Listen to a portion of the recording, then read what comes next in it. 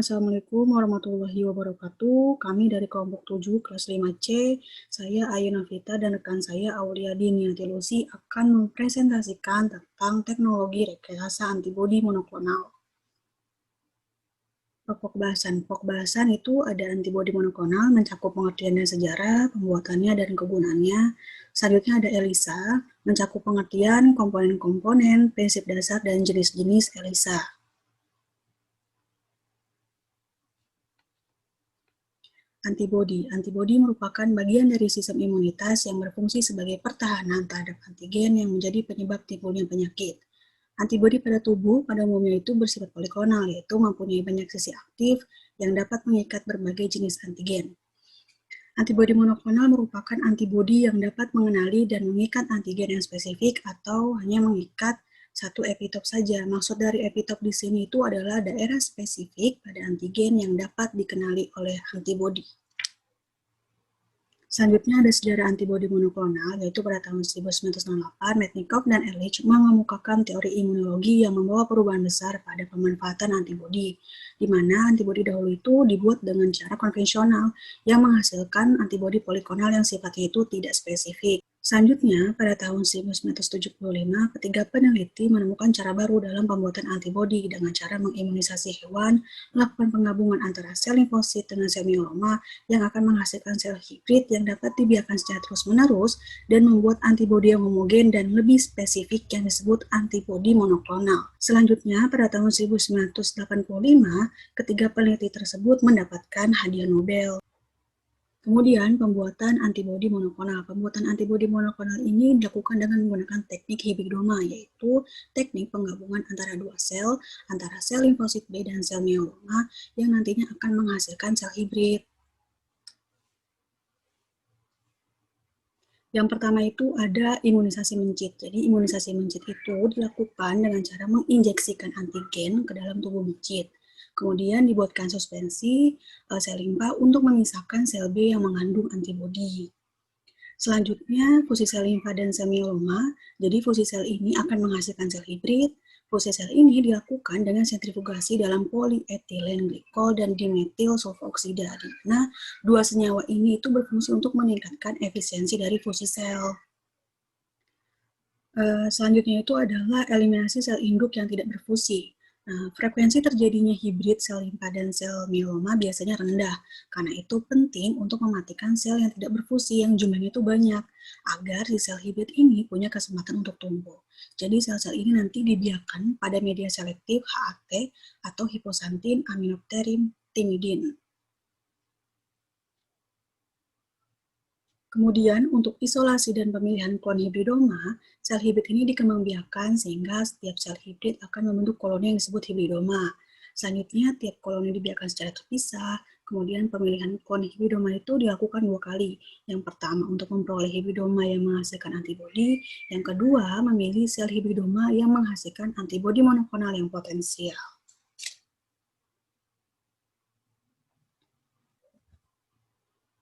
Berikutnya adalah kegunaan antibodi monoklonal. Yang pertama itu adalah untuk mengatasi racun, untuk mengikat racun, serta menonaktifkannya. Contohnya seperti racun tetanus, dan kelebihan obat digosin dapat dinonaktifkan dengan antibodi ini. Yang kedua adalah untuk mendeteksi hormon kehamilan, untuk mendeteksi kandungan hormon korionik, gonadotropin atau HCG dalam urin wanita hamil. Yang ketiga adalah terapi kanker. Terapi antibodi yang digunakan pada kanker payudara yaitu penggunaan antibodi monoklonal yang akan berikatan secara spesifik pada sel kanker dan menginduksi terjadinya respon imun dan apoptosis pada sel kanker tersebut. Saya rasa cukup dari saya. Selanjutnya akan dijelaskan oleh rekan saya yaitu Aulia Diniati Lucy.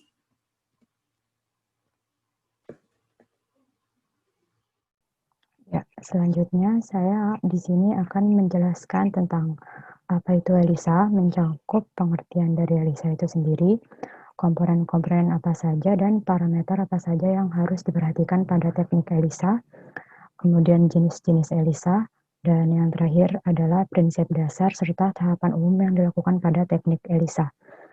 Pada slide ini saya akan menjelaskan tentang pengertian dari ELISA itu sendiri. Nah, ELISA atau Enzyme Linked Immunosorbent Assay merupakan teknik yang digunakan untuk mendeteksi keberadaan serta mengukur konsentrasi antibodi atau antigen dalam suatu sampel. Nah, antigen yang dideteksi ini diindikasikan dengan adanya perubahan warna yang merupakan hasil reaksi dari enzim dengan substrat yang diberikan selama proses kerja pada teknik ini. Kemudian ELISA ini itu muncul karena untuk beberapa sampel seperti antigen atau antibodi yang kurang spesifik atau kemungkinan untuk terjadi reaksi palsu itu cukup tinggi, maka penambahan enzim itu dapat meningkatkan sensitivitas dari pemeriksaan yang dilakukan. Penggunaan enzim sebagai katalisator reaksi kimia dalam pemeriksaan yang akan dilakukan dalam teknik ini dapat meningkatkan kepekaan dari pemeriksaan yang dilakukan. Teknik ELISA ini juga dapat digunakan untuk memonitoring hormon, toksin, ataupun antibiotik, bahkan pestisida. Lalu selanjutnya adalah komponen ELISA serta parameter yang harus diperhatikan dalam teknik ELISA ini. Yang pertama adalah well atau sumuran. Well atau sumuran ini biasa disebut dengan microtiter, di mana berfungsi sebagai fase padat yang menjadi tempat penempelan antibodi atau antigen. Biasanya well yang kita gunakan ini sudah disediakan oleh pabrik pada saat kita membeli kit untuk pemeriksaan ELISA. Well ini bisa berupa plastik, yaitu biasanya plastik berjenis polivinil. Lalu yang perlu diperhatikan pada well ini, apakah well yang akan digunakan itu perlu dilakukan pretreatment dengan mengcoating atau melapisi dengan antigen atau antibodi. Selanjutnya adalah substrat. Substrat ini senyawa kimia yang digunakan sebagai indikasi yang nantinya akan menghasilkan warna apabila positif.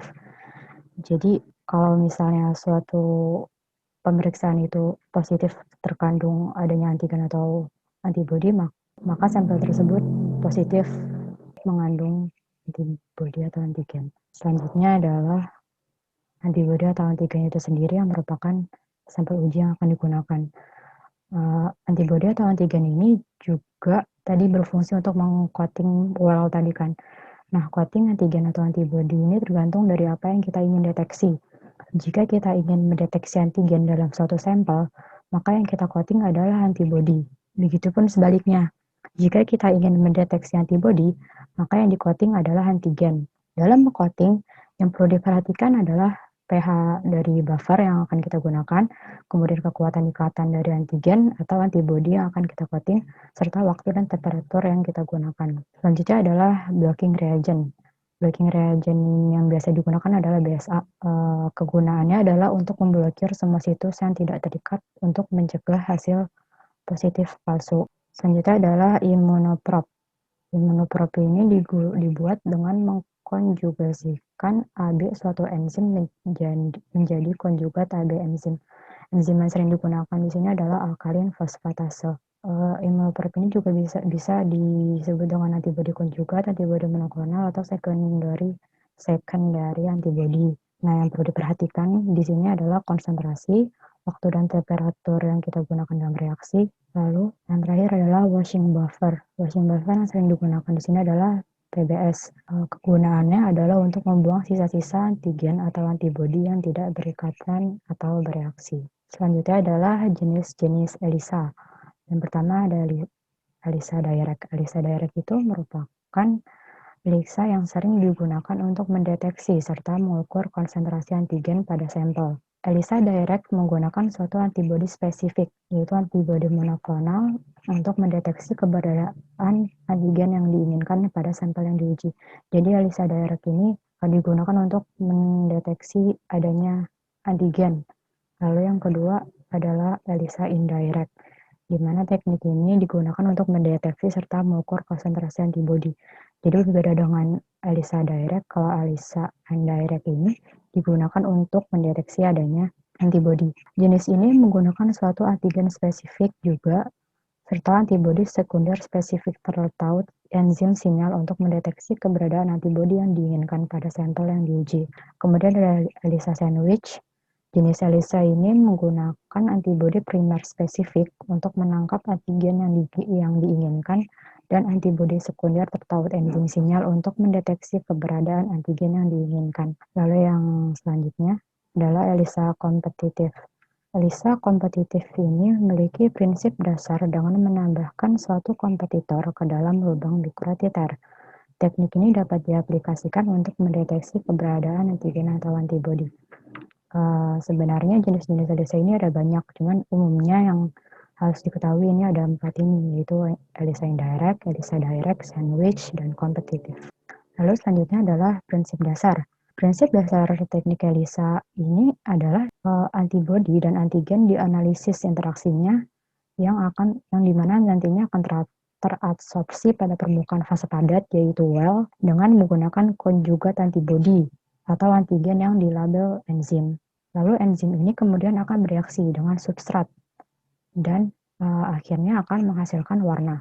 Kemudian warna ini yang akan ditentukan secara kualitatif dengan pandangan mata atau kuantitatif dengan pembacaan nilai absorbansi oleh ELISA reader. Jadi untuk secara kualitatif pandangan mata itu hanya menentukan apakah terdapat antibodi atau antigen. Berbeda dengan ELISA reader, kita bisa dapat menentukan berapa konsentrasi antibodi atau antigen yang terdapat dalam sampel tersebut. Jadi apabila dilihat pada gambar, pertama antibodi penangkap itu dimasukkan dulu ke dalam well, kemudian antigen itu dimasukkan, kemudian terjadi adanya pengikatan oleh antibodi, lalu antibodi pelacak yang sudah dilabeli oleh enzim dimasukkan, dan setelah ditambahkan oleh substrat enzim maka akan terjadi perubahan warna yang akan mengindikasikan bahwa adanya reaksi positif dalam teknik ini. Kemudian adalah tahapan teknik ELISA yang sering digunakan. Yang pertama, melapisi plat mikrotiter dengan antigen, melapisi atau mengcoating tadi, kemudian blokir semua situs yang tidak terikat untuk mencegah hasil positif palsu yang menggunakan blocking reagent tadi seperti apa tadi? BSA, ya, seperti BSA. Kemudian menambahkan antibodi primer, misalnya antibodi rabies monoklonal ke sumur, lalu selanjutnya menambahkan antibodi sekunder yang terkonjugasi ke enzim, misalnya IgG antirat. Lalu yang terakhir adalah adanya reaksi substrat dengan enzim untuk menghasilkan produk warna sehingga menunjukkan reaksi positif. Ya, terima kasih. Itu saja yang dapat kami sampaikan. Kurang lebihnya mohon maaf. Wassalamualaikum warahmatullahi wabarakatuh.